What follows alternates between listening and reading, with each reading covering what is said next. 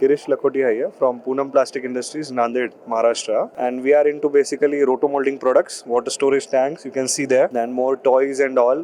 The raw material which needed for the roto-molding tanks and all has been there with us. We are importing from since 2000, and even we import HDP pipe granules and regrinds and all, and many other forms of that. We have been exporting to major 60 to 75 metric ton per month, and also to many other countries. And we are doing very briefly and nicely and all. And we do even import LLDP and HDP at good source of amount. Our monthly production for the roto molding is 500 to 600 metric tons, and we have been emplacing day by day and reaching to the level of maximum possibilities. It's amazing. It's amazing. It's only the first day right now, and the response is very good. And we want to capture the market of South and all. So this is the good amount of people are approaching to us, and it's good we are being inaugurated in that. So we are pleasurable to associate our company with the HIPLEX, and we are thankful for the HIPLEX for this standing there. Thank you.